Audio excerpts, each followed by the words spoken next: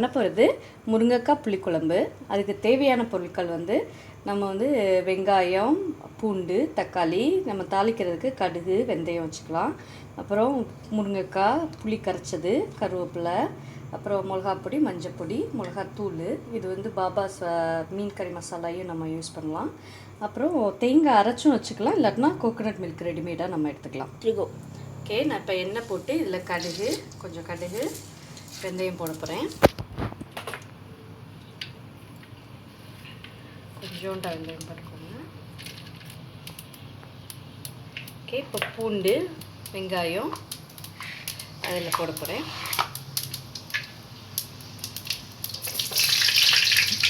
நான் கொஞ்சம் சின்ன வெங்காயம், பெரிய வெங்காயம் கொஞ்சம், சின்ன வெங்காயம் கொஞ்சம்னு எடுத்துருக்கேன்.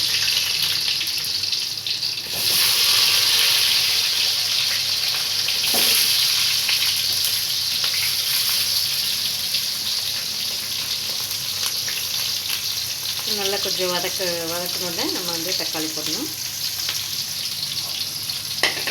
இது வதங்குறப்பயே நம்ம கொஞ்சம் முருங்கைக்காயை போட்டுக்கிட்டோம்னா அதுவும் அதோடு சேர்ந்து கொஞ்சம் வதக்கணும்னா நல்லா வாசனை வரும்.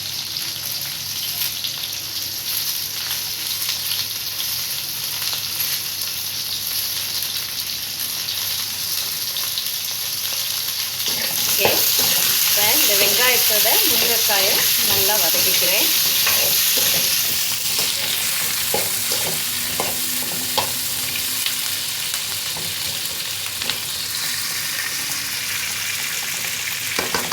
ஒரு 2 நிமிஷம் வச்சுருவோம். கொஞ்சம் நேரம் வதங்கட்டும்.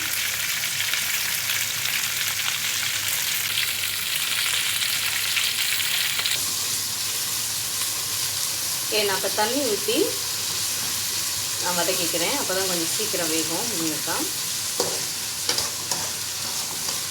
கொஞ்சம் நேரம் தண்ணி ஊற்றி வதக்க விடுங்க. ஒரு 5 to 10 நிமிஷம் நல்லா வதக்கட்டும்.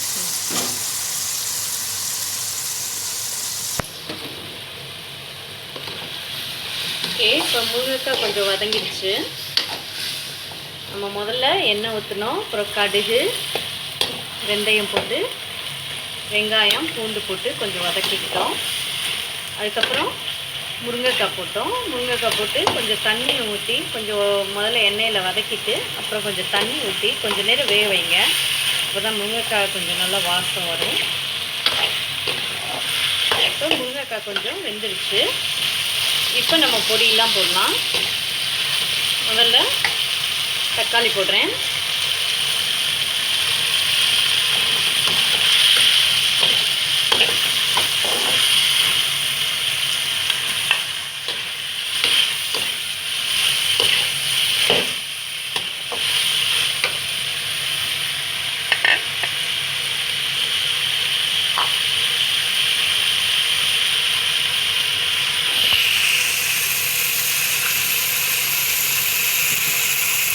இப்போ மஞ்சப்பொடி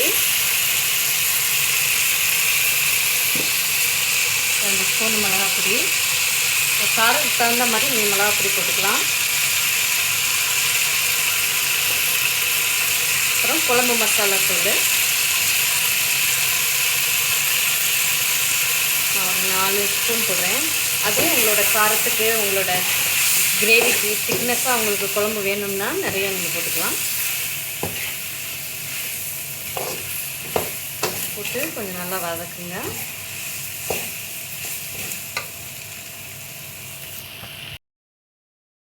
ஓகே, இப்போ நம்ம முருங்கைக்காய் போட்டு கொஞ்சம் நேரம் அடிப்பிடிக்காமல் வதக்கிக்கணும்.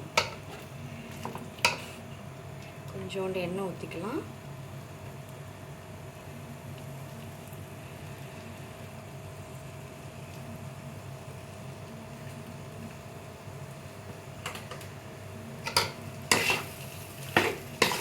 எண்ணெய் ஊற்றி அந்த எண்ணெயில் ஒரு 2 நிமிஷம் இந்த மசாலா வதக்கணும்னா ரொம்ப நல்லா வாசனையாக இருக்கும்.